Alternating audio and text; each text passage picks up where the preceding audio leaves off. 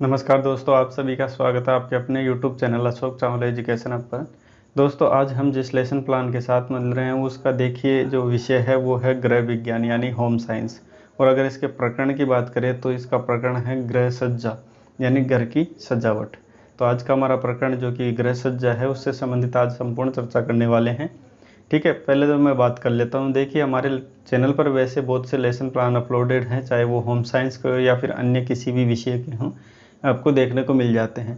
फिर भी अगर किसी बच्चे को कोई समस्या होती है तो हमारा टेलीग्राम चैनल है अशोक चावला एजुकेशन हब, वहाँ पे आप मैसेज कर सकते हैं या फिर हमारे व्हाट्सअप नंबर है वहाँ पे आप सीधे विषय वस्तु भेज सकते हैं, ताकि उसके नेक्स्ट डे आपको जल्दी से जल्दी वो पाठ्य योजना उपलब्ध करा दी जाती है।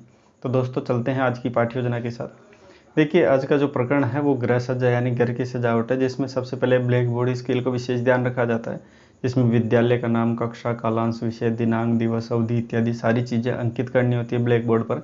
और प्रकरण का केवल प्रकरण लिख के छोड़ दिया जाता है, प्रकरण का नाम उससे नहीं लिखा जाता।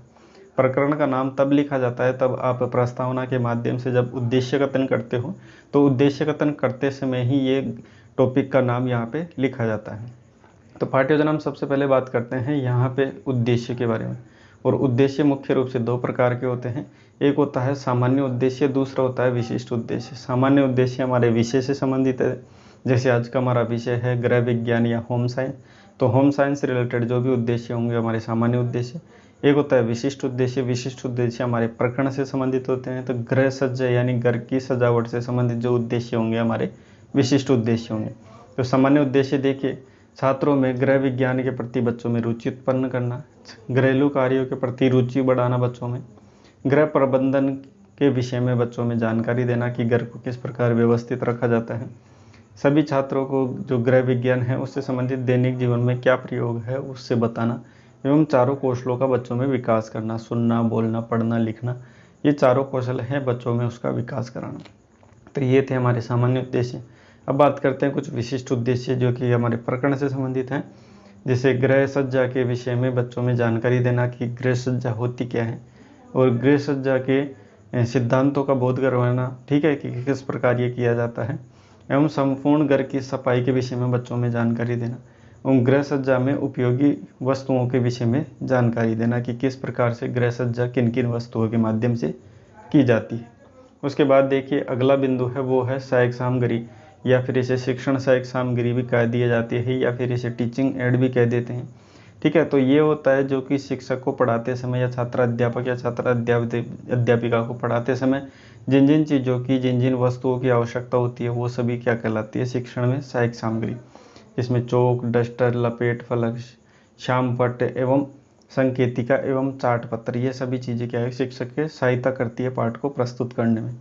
आगे बढ़ते हैं अगले बिंदु जो कि पूर्व ज्ञान। पूर्व ज्ञान क्या होता है कि जो भी विषय वस्तु आज हम पढ़ाने जा रहे हैं उससे संबंधित बच्चों में अगर पूर्व ज्ञान है तो ही हम उस वस्तु को आगे पढ़ा सकते हैं। तो सभी छात्रों को गृह सज्जा के संबंधित मतलब इस विषय में सामान्य जानकारी सभी बच्चे रखते हैं, तो हम आगे बढ़ सकते हैं। तो सबसे पहले बात करते हैं प्रस्तावना की। देखिए, प्रस्तावना में दो चीज़ मुख्य रूप से रखी जाती है, जिसमें छात्र अध्यापक क्रिया एवं छात्र क्रिया। छात्र अध्यापक क्रिया में तो क्या होता है कि छात्र अध्यापक अपना टॉपिक या फिर विषय जो भी अपना प्रकरण है उसको निकलवाने के लिए क्या करेगा, कुछ प्रश्न करता है। और छात्र क्रिया में क्या होता है, छात्र उन प्रश्नों का जवाब देने का प्रयास करता रहता है। जिसमें पहला प्रश्न देखिए, प्रस्तावना प्रश्न का, कुछ त्योहारों के नाम बताइए। बच्चों से प्रश्न किया जाता है छात्र अध्यापक या छात्र अध्यापिका द्वारा कि कुछ प्रश्नों के उत्तर दीजिए। तो उसमें पहला प्रश्न है कुछ त्योहारों के नाम बताइए। तो दीपावली, होली, ईद वगैरह अन्य जो भी अन्य और भी कल्चर से अगर कोई बच्चा रहा होगा तो उस हिसाब से अपना जवाब देता रहेगा। ठीक है, दूसरा प्रश्न देखिए, दीपावली आने से पूर्व घर में क्या होता है। तो दीपावली या फिर अन्य कोई भी त्यौहार आता है तो उससे पहले क्या की जाती है, सफाई की जाती है। सफाई से घर कैसा दिखता है, तो घर सुंदर दिखता है। चौथा प्रश्न देखिए, घर को सुंदर रखने के विषय में आप क्या क्या जानते हैं। ठीक है, एक घर है, घर को अगर आप स्वच्छ या फिर सुंदर रखना चाहते हो तो उससे पहले क्या क्या आवश्यक है। तो बच्चा ऐसा नहीं है कि उसमें कुछ जानता नहीं हो, बच्चा बहुत कुछ जानता है, क्योंकि उसमें पहले ही पता कर लिया गया। तो बच्चों में पूर्व ज्ञान है, तो बच्चा अगर पूर्व ज्ञान रखता है तो सामान्य जानकारी इसके बारे में रखता है तो संभावित उत्तर देता है, लेकिन संपूर्ण रूप से उसका उत्तर नहीं दे पाता है। जहाँ पे वो समस्यात्मक होता है, समस्यात्मक होते ही क्या करता है, छात्र अध्यापक या छात्र अध्यापिका उद्देश्य कथन करते हैं। और उद्देश्य कथन में क्या होता है, अपना प्रकरण या टॉपिक होता है उसको उच्चारित करते हैं। तो प्रिय छात्रों, आज हम गृह सज्जा के विषय में विस्तार पूर्वक अध्ययन करेंगे। ऐसा कहते हुए छात्र अध्यापक प्रकरण को क्या है, ब्लैक बोर्ड पर लिख दिया जाता है। उसके बाद देखिए प्रस्तुतिकरण। अब प्रस्तुतिकरण क्या होता है कि पाठ्य योजना का सबसे महत्वपूर्ण बिंदु माना जाता है। इस बिंदु के माध्यम से जो भी विषय वस्तु होती है वो बच्चों के सामने छात्र अध्यापक या छात्र अध्यापक रखने का प्रयास करती है। तो देखिए इसमें छात्र अध्यापक कथन एक कॉलम ये होता है, एक कॉलम दूसरा होता है छात्र कथन, तीसरा होता है श्यामपट्ट सारांश या शामपट्ट कार्य। छात्र अध्यापक कथन में तो क्या होता है कि छात्र अध्यापक क्या करता है, अपनी विषय वस्तु यहाँ पे रखता है। छात्र कथन में छात्र इनको ध्यानपूर्वक सुनता है और अपनी जो भी छात्र अध्यापक कहता है कुछ मुख्य बिंदु उनको यहाँ पे लिखता रहता है। श्यामपट्ट क्या होता है, श्यामपट्ट में छात्र अध्यापक को पढ़ाते समय अगर कोई टॉपिक या कोई बिंदु अगर महत्वपूर्ण लगता है तो वो यहाँ पे लिखता रहता है। देखिए छात्र अध्यापक विषय वस्तु प्रस्तुत करता है बच्चे के सामने। तो सबसे पहले आदर्श घर की सजावट किस प्रकार की जाती है, यानी एक आदर्श मतलब होता है अच्छा, एक अच्छा घर अगर सजावट की जाए तो वो किस प्रकार होती है। तो ये डिटेल्स है, यहाँ पे आप देख पा रहे होंगे। मैं ज़्यादा डिटेल से इसको पढ़ूंगा नहीं, आप देख रहे हैं यहाँ स्पष्ट रूप से लिखा है। कहीं पे कोई समस्या आती है तो बच्चा कमेंट कर सकता है, कोई दिक्कत नहीं, मैं उसका जवाब देने के लिए यहाँ बैठा हूँ, टेंशन मत करें। बाकी इसकी PDF की लिंक आपको नीचे डिस्क्रिप्शन में मिल जाएगी, वहाँ पे देख के इसकी PDF को डाउनलोड बना सकते हो ना, तो डाउनलोड करके इजीली इसको बना सकते हो बिना कोई समस्या के। ये सारी चीज़ें हैं जिसमें देखिए यहाँ पे घर में सजाने के लिए कौन कौन सी सामग्री की आवश्यकता होती है। उसके बाद देखिए सफाई में काम आने वाली कौन कौन सी सामग्री है, वो है जिसमें झाड़ू, कपड़ा, सर्फ, पोछा, सफाई में रुचि सबसे इम्पोर्टेंट है। उसके बाद देखिए गृह सज्जा के 2 प्रकार बताए गए हैं, 2 ढंग की, एक तो देशी, एक यूरोपियन, यानी जो विदेश में की जाती है पाश्चात्य देशों में, ठीक है, नवीन ढंग से। एक होता है प्राचीन ढंग से की जाती है, वो अपनी देशी शैली है।